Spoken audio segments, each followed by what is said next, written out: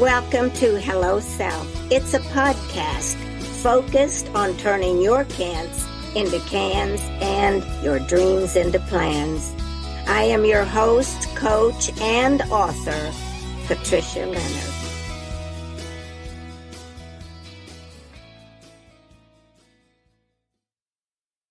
Well, hello out there, all of you Hello Self listeners, and welcome today. I have a guest that you're going to really enjoy. He has a lot of insights. He's lived a life that he can share the struggles he's had as well as the magic he's created along with other people in his life.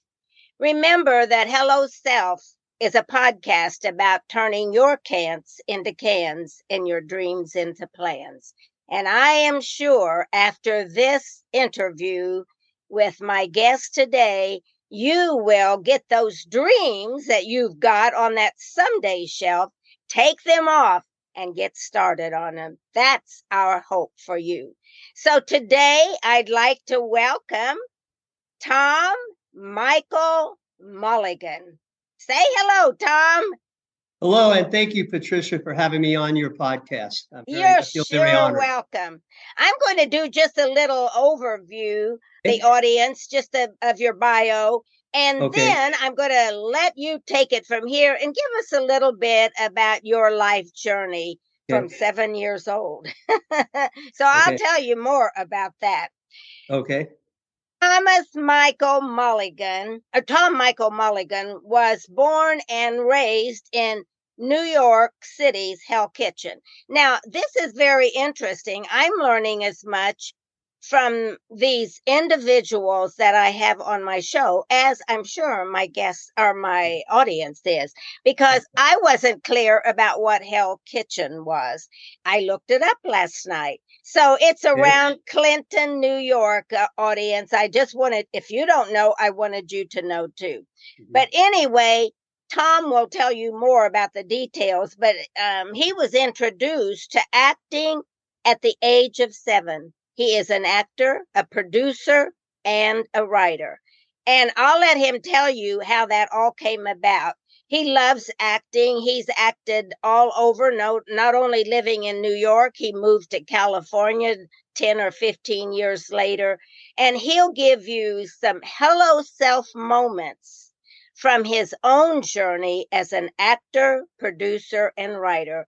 Okay, Thom, I'm going to turn it over to you. Tell us about your life journey and the celebrations and the wake-up moments. As far as I grew up in Hell's Kitchen, New York, very rough and tumble neighborhood. My father was a longshoreman. We were pretty poor. We lived in tenement buildings near the docks. And it was today it's a very different neighborhood, but back then it was very rough and tumble. And I don't know why, when I was about 7, my mom said to me, "Hey, Tommy, I'm having an audition for a play at the Hudson Field Theater, and I want you to come with me. I want you to see what it's like." And my mom was a very talented actress then. So I went with her, and it turns out there was a role for a kid in the play. And they said, "Hey, would you like to be in the play?" And my mom said, "Would you like to be in the play?" And I said, "Okay, all right." And so I had one line, and it was a play called Street Scene that took place in the 30s in New York. Now, this was around 54, 55. And it took place in the 30s called Street Scene. Anyway, my one line was, she played my mom. "Hey, Ma, give me a dime. I want to buy a cone." Right? That's great. A dime. But it took place on Street Scene, on the street in front of these tenement buildings. And that's what the play was about. And that's basically how I got started acting. I was in, I think, 2 more plays with my mom. And then people saw me outside of that in plays and cast me in other plays. So I did another 3 or 4 plays. But by the time I was 10, I was all about sports, baseball, hockey, basketball. And my dream was to be a Major League Baseball player and a pitcher. Oh, wow. But I think the seed had been planted all the way back then. And then my sister was born in 1957. And after that, my mom stopped acting. Oh, interesting. So I think it was more of a kind of a avocation for her. She just loved doing it. You know what I mean? Yes. I don't think she was really pursuing it as a career. kind of thing. And yeah, so that was my start. And I guess it was always there. And when I started hitting my late 20s, I started thinking about it again. I started thinking about acting. And I actually, when I was living in the city in New York, and I picked up the Backstage newspaper, and I saw there was an audition for a play at this small theater. So I thought, oh, I'm just going to go and audition for it. A hello self moment, right? A hello self moment. But the thing is, so I did it only as a thing, right? I wasn't looking to get cast. And guess what? I got 2 callbacks. They wanted to cast me in the play. Right? So I said, yeah, thank you, but I don't think I can do it. I got to play hockey. I didn't do it. And anyway, by the time I was getting close to 30, I really started thinking about it more and more. And I finally moved back into New York City in January of 80. And that's how I got started with this crazy journey. Isn't that, we never know what the journey, the twists and turns of the journey. What happened to your hockey at that point? Oh, I still played on and off. I was still playing baseball too. I was playing independently. I played till I was about 35 and pitched in what they call independent ball. Yes. Semi-pro independent leagues. And I played hockey. I continued with hockey. And then I had to give it up for a while because I did have issues with asthma and breathing. Yeah. And so I had to let it go. And anyway, at that point, I was starting to get more focused on the acting. I was taking classes. Right away, I started getting work on the soaps, under fives, on all the different soaps in New York. And I thought, oh, this is going to be easy. But no, it wasn't easy. You know what I mean? But it seemed okay. And then in 1981, I was in a restaurant one night and I see this guy, tall blonde guy, and he looks really familiar. We wind up getting in a conversation. His name was Rick Johnson. Turned out he was an actor. He had been in the business for about 25 years, character actor, did a lot of guest star on TV shows. Yeah. So he's asking me, what are you doing, Tom? I'm taking classes. I'm doing this and that. Okay, let me tell you 2 things about this business. Number 1, the business takes you when it wants you and not a moment before. And number 2, and this is the killer, the business doesn't care if you're in it. I go, what? He said, it doesn't care if you're in it.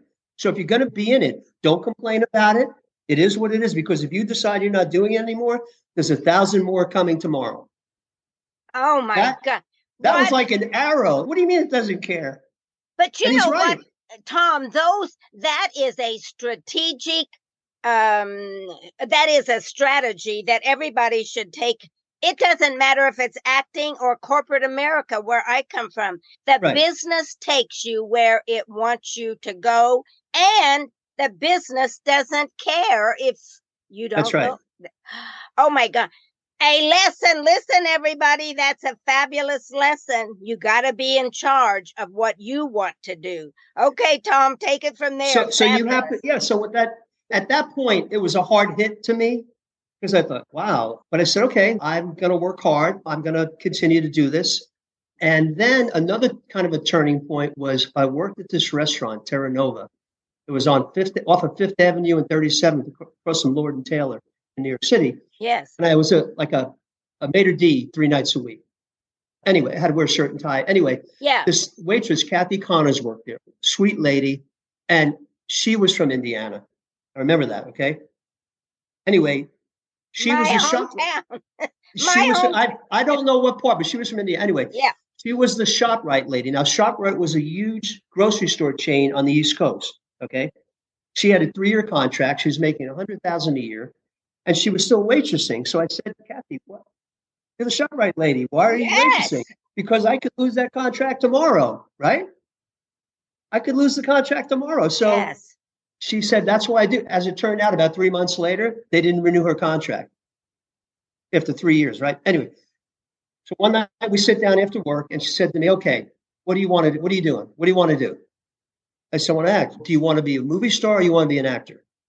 Because you got the movie star looks. You have charisma. You've got the it factor, I believe. But you could go that way with your looks, but you could fizzle out pretty quick. Or do you want to have a long-term career? And if you do, you got to be really serious about it, and you got to start doing theater. So what are you doing? Right there. She goes, so what is it? What's it going to be? I need to know. No thinking. What's it going to be? Oh my gosh, she's just like me. I say, She nailed me. What's it going to be? I said, okay, I want to be a really good actor. Okay, then you know what you need to do. And actually, her boyfriend, her fiance, Dan Moynihan, he came in one night. I met him. Do you remember a movie called Porky's? Yes. Dan, she goes, my boyfriend just signed a $500,000 3-movie contract to do 3 Porky's movies. And he came in. I met a really sweet guy, really nice guy. And he did do the movies. I don't know what happened to him after that, but he did do 3 Porky's movies. So very interesting. Yeah. But Kathy, I never forgot that. And I got to it when I started doing a lot of theater and auditioning for plays. And were you in those? You were in those movies? Porky's? Yeah. No, I wasn't in Porky's. Oh, okay. I didn't. No, this was probably around 82. Actually, probably more like around 82, I would say. Yeah. Okay. When I met Dan and Kathy, I can still envision her sitting there looking me dead in the eye and saying, what's it going to be? Right now, what are you doing? But that but that was something that has stuck with you this whole time, because we have to be committed because the business doesn't care. So if you're going to be, like Rick Johnson said, if you're going to be in it, go at it, work hard. So then the first couple of years in New York, I could not get an agent because all I had was my 7 credits as a child. Yes. And they would say, yeah, you've got a great look. You look good. You need more credits. Go take more acting classes. Go do this, go do that. Finally, I heard about an audition for a commercial for Coke Tylenol. They were looking for a hockey player at Compton Advertising. I don't know how, I can't remember how I heard about it. That day, I went right over to Compton Advertising on 3rd Avenue, went up there, went to the creative department, and I said, yeah, I'd like to drop off my headshot and resume and a photo of me playing hockey. And I said, I'm a hockey player. I hear you're casting a commercial. You need a hockey player. And the secretary said, yes, I'll give this to the creative director. That afternoon, a couple hours later, I got a call from the creative director saying, hey, we like your look. We want you to come to the audition tomorrow. And so I went, and it was a lot of dialogue. And first I read, and then they called me back again. And then finally, the third thing was to skate. They had to see me skate, right? Because this was the lead in the commercial. Oh, yeah. So anyway, I show up for the audition that day. It was at the Sky Rink in New York where I used to play hockey. I was younger, okay? And I get into the locker room. I'm getting dressed. All of a sudden, this guy walks in. The other guy was between me and him, a blonde guy. He comes in with the Army duffel bag with hockey equipment, right? And I'm thinking, nobody comes in with hockey equipment in a duffel bag. Nobody, right? Anyway, he takes the stuff out. He's looking at it. No, this is funny. He's looking at it and he goes, hey, how do you put this on? Yeah. And I knew right then he was not a hockey player. Anyway, we get dressed. I walk out. He comes out. His ankles are bending. And the director and the producers are there. And the creative director's there. And the director goes, what? Wait, can you play hockey? No, but I didn't think you'd find an actor who could play hockey. You know what? You're done. Goodbye. You wasted our time. He goes, Tom, go out there and skate. I went out, skated around, a couple of laps, came back in, and he goes, okay, we're booking you. A national Coke Tylenol commercial on my own. As soon as I left the rink, I went down to the phone booth and I called this agent. I don't want to say, she's still around. Yeah, I called her up, and I had been sending her my headshot and resume and calling her every 3 or 4 months. And she, Tom, I keep telling you, you need to get more credits, get more work, develop. I call her, hey, her name is Dorothy. I said, Dorothy, it's Thom Mulligan. Okay, Tom, I'm very busy. What is it? I said, I just booked a national commercial. What? I booked a national commercial. How did you do that? I submitted myself for it. Oh. And I said, so I'm willing to give you the booking if you sign me. And she said, really? You'll give me the booking? I said, yes. When can you come over? I went over that afternoon. And she signed me. That's how I got my first agent. And I gave her the booking. She was my agent for 10 years. This is something I want to stop at. Do you hear what Tom is saying? Don't let everybody, professional persons, stop your life. Right. Look at Taylor Swift. Look at Thom Mulligan. They both got, and but then all of a sudden they just on a whim. Right. Sometimes a hello self moment or an intuitive flash, he just went down and signed up. So, audience, pay attention to this. Nobody knows what your life is about. So, Yeah. follow through on what your feelings and your intuition tells you and go test it. Yeah. Oh, Thom, very important. Interesting too. A little bit related to that. I had an actor friend who couldn't get an agent, couldn't get an audition. So I had an audition for, this is in '84. It was the Spartus Vitamins for the Winter Olympics. It was a runner carrying the torch. And the audition was in Central Park in New York. So I said to my friend, hey, you know what? You want to come to the audition with me? Well, I don't have an agent. I said, look, come to the audition. If you book it, and it was through my agent, Dorothy, the one who signed me. If you book it, I don't think there'll be any issue. He's really, you're going to bring? I said, yeah. I'll just say you came from my agent. Anyway, I wound up booking it. I got it. He didn't get it. I got it. But he was so appreciative. He said, man, you made my day. You encouraged me. I'm gonna really work harder now. I just was really down on myself. But look, I tried to help somebody, and yet it wound up helping me. And that, okay, another really important point. Just because you're like, this is to my audience. Thom is bringing up so many strategies and so many ideas for how to live your life for making your dreams come true. So he goes ahead and helps others. Not only does he learn for himself, but he helps others. So it's about giving back to and helping Yes. others. You never know. So it's not only taking, it's about giving too. So Well, that's what I another always, very important strategy, Thom. yeah. That's what I mean, I continue to do that. I've always tried to do that. Let's see. Well, related to that, I continue to work on soaps and continue to do some theater. I I had one stretch, and I've never had the stretch before again. 83 and 84, I booked 8 straight TV commercials. 8 straight commercials I auditioned for, I booked. Wait, did you do those yourself or did your agent get them for you? I'd say at least half of them were through my agent, and half of them were through my own efforts, which of course I gave to my agent. I booked See, them. yeah. Yeah, And don't turn your life over to your agent or to a human resource person in corporate America or a coach. I'm a coach, but don't turn right. your life over. Go after your life. Okay, another important factor. Here's the thing: you can't totally. I know some actors who I won't mention, but anyway, they're more waiting for the call from the agent. Yes, But yes. look, you have to be proactive every day. Yes. Do something every day. Send out a headshot and resume. It's easier today. You've got all the casting sites, right? Submit, especially if you don't have an agent. Put yourself out there. That's how it's going to happen. Yeah, you may get turned down. Most of the time, you're probably going to get turned down. I've been through so many auditions that I did not get. And there were times where, admittedly, I would wake up and go, you know what? Maybe I'm not that good. Yeah. Maybe I'm doing the wrong thing. But my father told me when I was young, he said, Tommy, the one thing you have is perseverance. You have perseverance. Very important. And I never forgot that. And then a friend of my father said that to me too. One day out on he was my coach, baseball coach. And he said, Thom Mulligan, the one thing you have is perseverance.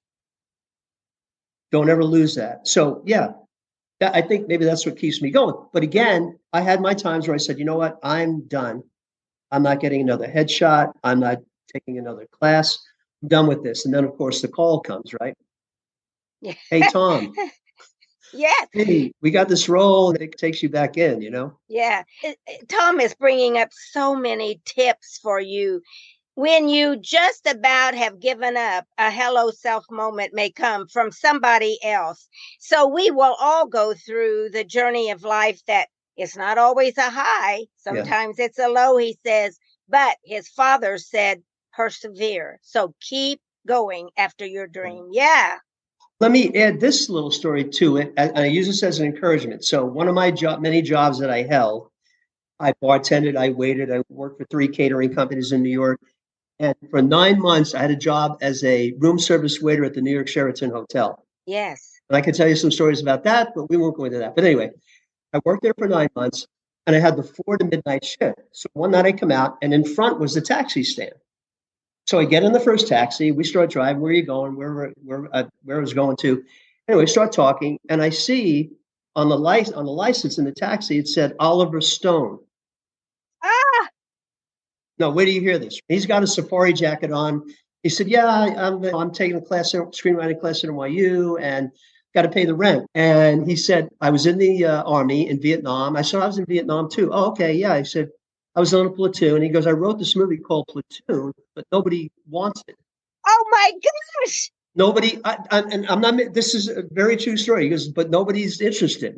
And so we continued to chat, and he wanted to know what I was doing. I said, "Yeah, I'm taking classes and working at the hotel, trying to pay the bills."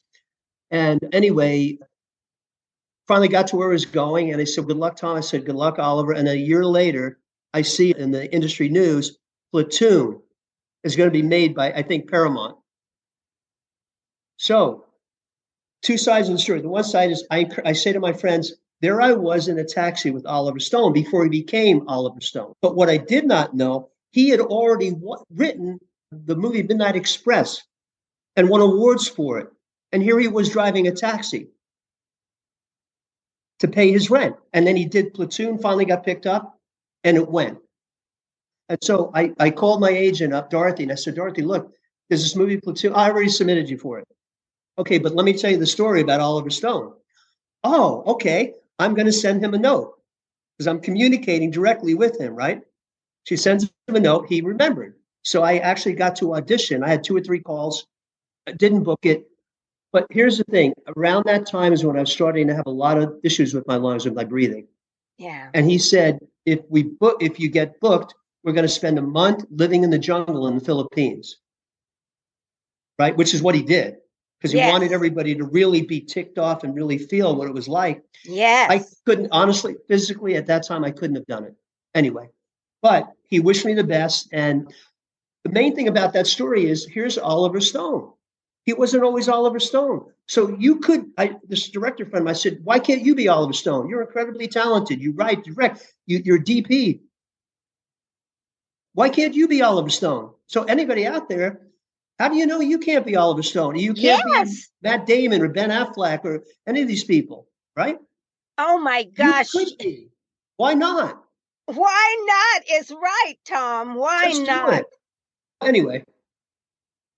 No, oh my gosh. I hope that this is going to get so many views, Tom, because these, especially in the Tennessee area, a lot of people are moving here now because of the industry, because of the opportunities here.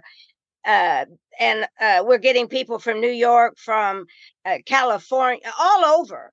And the opportunities that you may run into somebody driving a taxi or working at a bar, you never know who might be the next. So just I say to all of you listening, and Tom just confirmed all this with his story so far. Get out there and make yourself visible. Open up to every opportunity that you can. I remember one time there was a young man. I was on the board of Women in Film and Television here in Nashville, and there was a young man that spoke. And he was telling about his journey and trying to encourage people at the luncheon. And he said, "You know how I got into movie production?" And of course, we didn't know. He said, "I showed up at a film shoot. And they said, 'What are you doing here?' He said, 'I want to work. I want to work on this.'" "What kind of background you got?" "In high school, do you know that he ended up getting an opportunity in that?" And he said, "Simply because I followed my heart and just went there and showed up." And they liked the fact that somebody would come and just say, "I have no background, but here's what I want to do." And they took him under their wing, and he's doing his own stuff.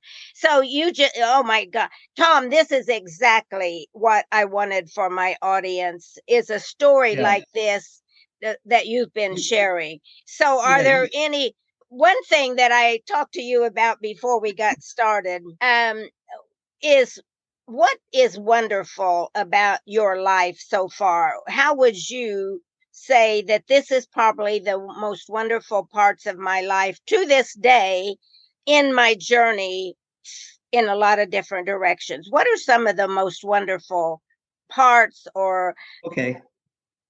One of the most wonderful things right now, present day, is that I am here with my family, my son, my daughter-in-law, my three granddaughters. And I feel much happier being here, being close to them now that's than I have interesting. in quite a few years. So that I need to say that. I love them. I love my son. My daughter-in-law is amazing. My three granddaughters, my little one, Millie, just is 3.5. Had her here on Sunday. Anyway, she's a trip. I love, so that's, to me, that's a wonderful moment. In terms of, if you're asking about career-wise, I would say well, first of all, in 1986, I wrote a play called Just Dirty Laundry, a full-length play. And I was living in New Hope, Pennsylvania at that point, which is a small town on the Delaware River, about 45 miles north of Philadelphia. It's a very history of the arts there.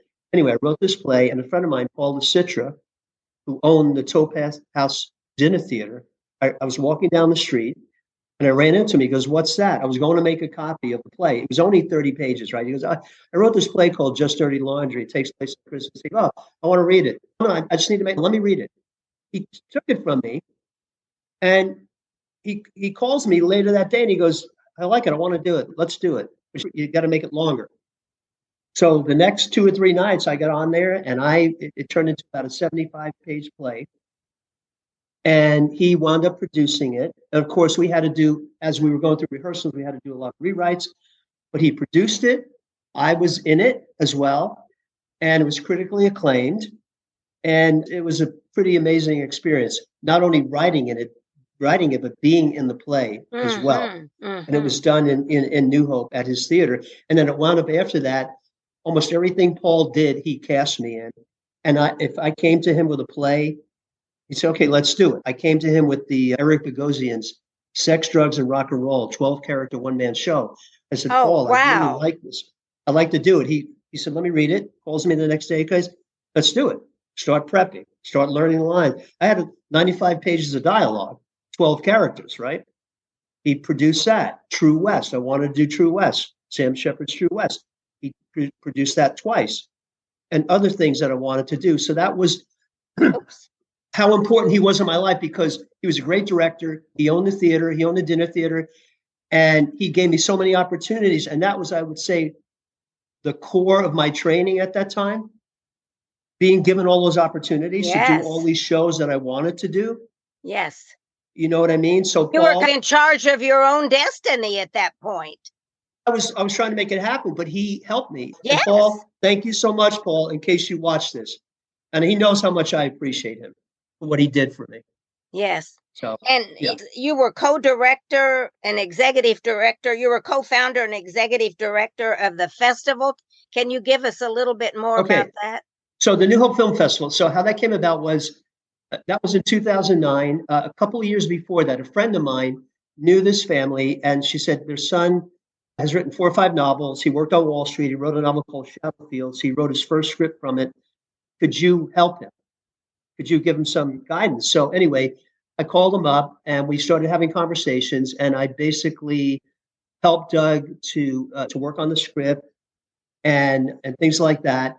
And that's how Doug and I got to know each other. And then in April, I think it was April or May of 2009, I went back to New Hope for a visit, and Doug and I went to breakfast, and we're sitting there in the Bridge Cafe up in Frenchtown, New Jersey, talking about the industry, right? How hard it is to get noticed, how hard it is to get work.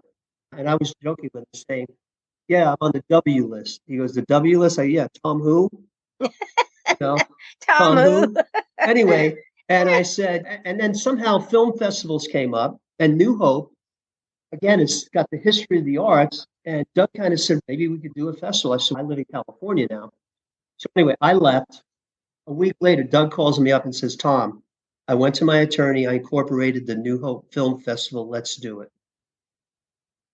Okay. And the right elements were there. Doug was 12 years Wall Street, Wharton School of Business MBA, one of the two most brilliant people I've ever known and one of the nicest guys. Okay. He had that side of it, the business acumen.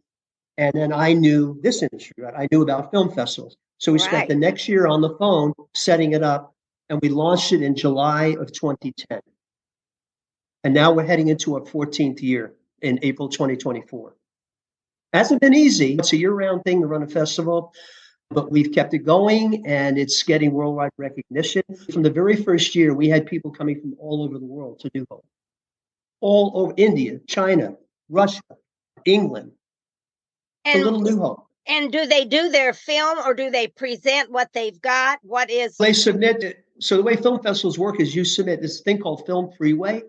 And so filmmakers submit their films to film festivals, and festivals put their info about the festival, what they're looking for, when to right? submit, when the festival is. And so that's how the submissions started coming in. So if any of you have a thought or a show that you would like to, or a film that you would like to get noticed, just listen to what film festivals do. They give you the guidelines and then turn it in. What have you got to lose? Well, here's the thing But about film. listen, might be able to contact Thom now. Yeah. Oh, hey, reach out to me on Facebook. Yes. But here's the thing. Okay, so I know both sides because I'm a filmmaker too. I submit films to film festivals because some people have a kind of a negative connotation about film festivals. Yes. But here's the thing. It's not just the festival itself. I was saying to people recently, I said, look, even if you don't have a film in the festival or don't know someone that has a film, go to the festival for a couple of days. Spend a day. Hey, buy a ticket, spend a day, see some films, talk to filmmakers, talk to directors, producers, network. It's a great networking venue, even if you don't have a film, right? And if you do have a film and it gets in, great. I submitted my one project, actually, this movie Callous, this feature film I produced in 2007, based on a true story about child abuse and family dysfunction. The first 23 festivals we submitted to, we got turned down. Okay.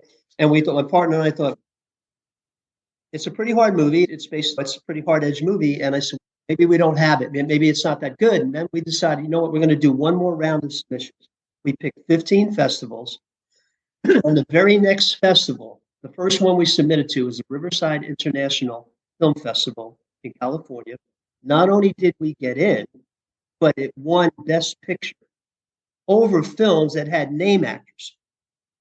So 23 no's, and the next one was, yes, it's in, Best Picture. You're right. Your father was right about you. Perseverance. You continue to do that.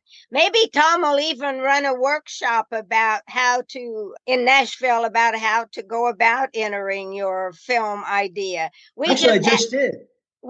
You just did a workshop? Yeah, and the Tennessee film community had a thing last weekend before last in Knoxville at Mississippi State. Yes. They had all kinds of speakers, and I came and spoke on film festivals.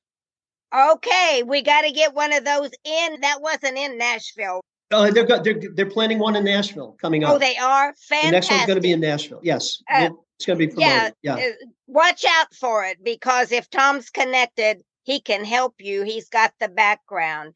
And we just had a film festival here in Nashville. Yes. And I had producer and a director, film producer and director. K.D. Allman is her name. Yes. And when I met with her, the first time when I first met her, we met at Panera's. Okay. It was in Women in Film and Television. And so she wanted to show me a film that she had. So she had just joined. And so we went down to Panera, and she had a computer with her and a cell phone. Okay. And I said, so you're going to show me your film? So we looked at her trailer on the computer. Correct. Okay. And she said, Patricia, I shot this all on my cell phone, the whole thing on my cell phone. And she said, my friend and I created the background. We created every scene, all the things. I said, KD, I'm blown away. Was it a short film? Yes. Yes, Okay. but she's gone on and done a lot of things, Yeah. and Okay. Women in Film sponsored her on one of them through a Okay. nonprofit because it helped women in film. But Okay.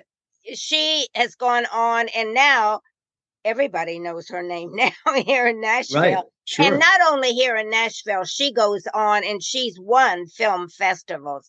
I couldn't believe a little cell phone she shot it on. So there, go out and just do it. Just go try it. That's right. We get films every year. We've already gotten a couple of films this year that was shot on cell phones.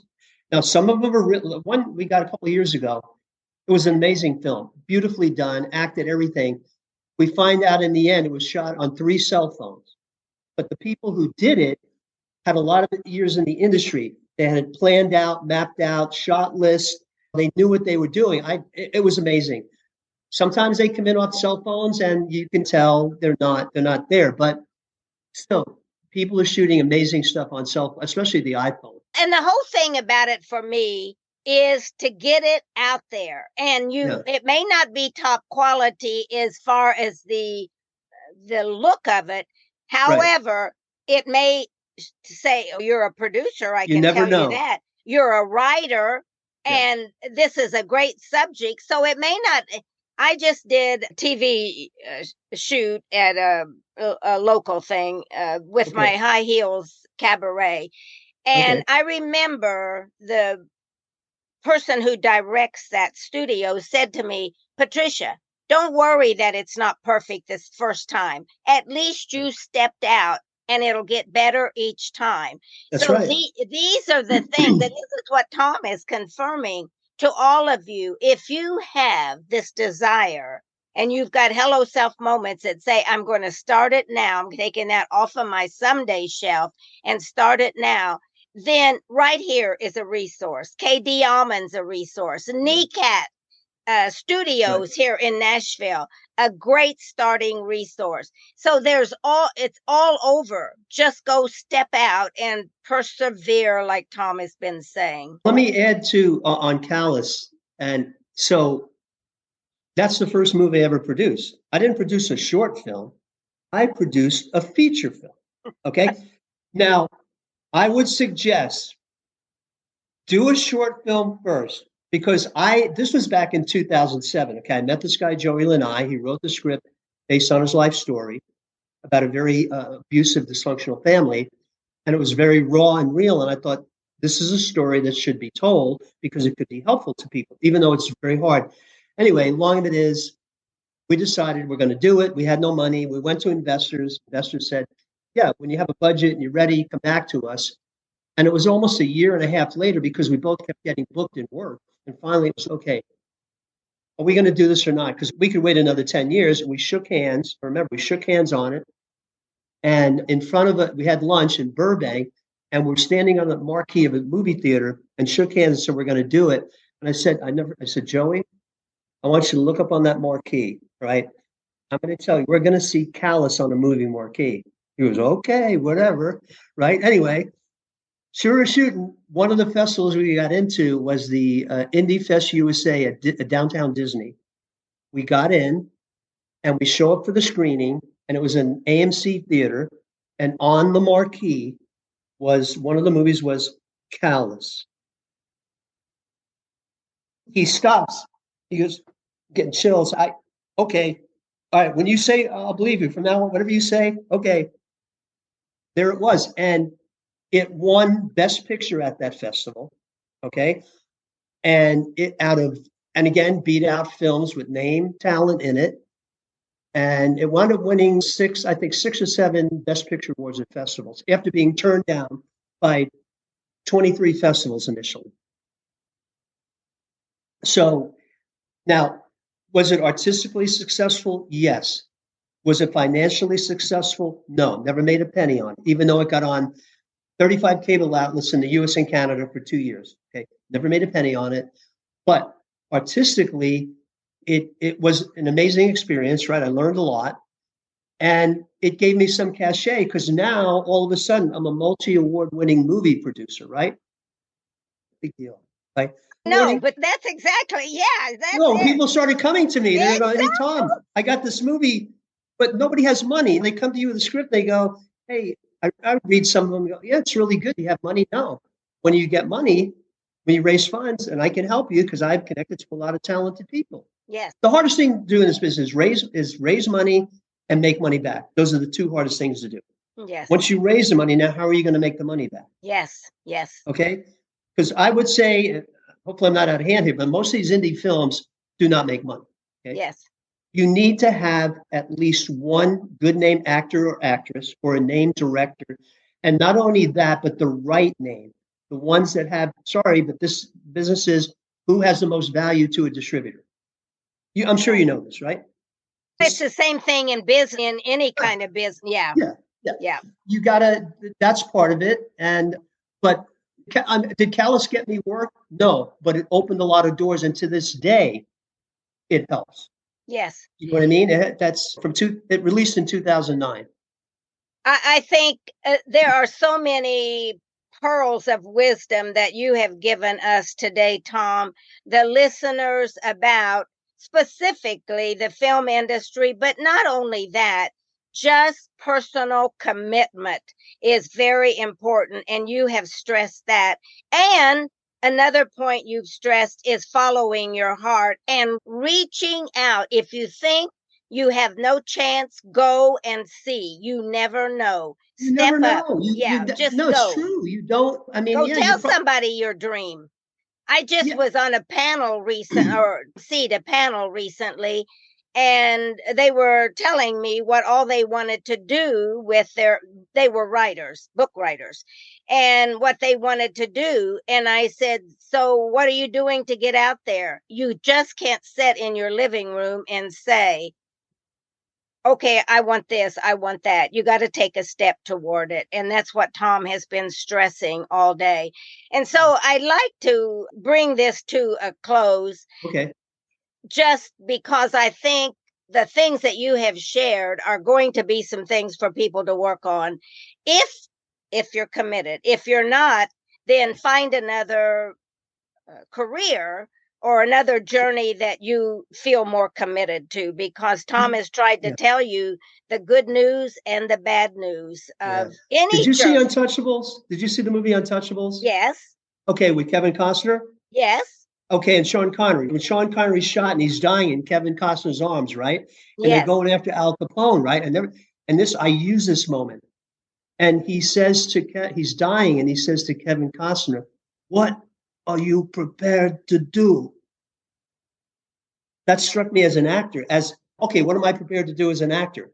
Like, how hard am I going to work at it? I know it didn't mean it in the moment, but it was like, what are you prepared to do to take down Al Capone? What's your commitment?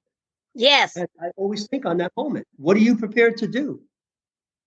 Ain't going to happen sitting in the house. So that is a nice way to leave this. Okay. What are you prepared to do? What are you, audience, this is to you. What are you prepared to do to make your dreams come true? So, Thom, I'd like to leave the audience, would you be open to connecting with somebody if they wanted to connect? How can they connect with you? And is there something? They can email me at thommichaelmulligan.com, my name, just like that, or find me on Facebook, send me an instant message. Yes. And also, I'd like to say this too about the Tennessee film community. Their goal of the Tennessee film community, and Tony Caudell, is to connect people, to create, collaborate, and do projects, okay? And the way to do that is come to these events, meet people, because things are happening. When you gather with people, a friend of mine, Karen in California, used to say, Tommy, you never know who's sitting to the right and the left. Not only who's in front of you, you don't know who's sitting to the right and the left of you. And it's true. You might be sitting next to Steven Spielberg. You don't know. Yeah. Go to these events. Come out to the events. There's going to be one in Nashville. Come out, meet people. You know what I mean? Tell people what you do. Find out what they do. You never know what might happen. Anyway, I'll leave it on that. Take a cab. You never know. It might be Oliver Stone driving that cab. That is one of the most amazing things. I'll never forget that. He's so chill. It's like, and he won an Oscar for Midnight Express and didn't say a word about it. Didn't say one word about it. Okay, we Okay. could talk forever, and we just Okay. may do another one later on about Okay. another subject, maybe one of your Okay. films that are coming out or a workshop that you have coming up. But for now, as always, I'd like to say this is Patricia Leonard, your podcast host for Hello Self. Thank you, Thom, for your insight, your ideas, your strategies, and to my audience, keep dreaming. Thank you for joining Hello Self today, and may it offer insights and inspire you to stay on your runway to success. Like, share, and subscribe. And remember this, keep dreaming.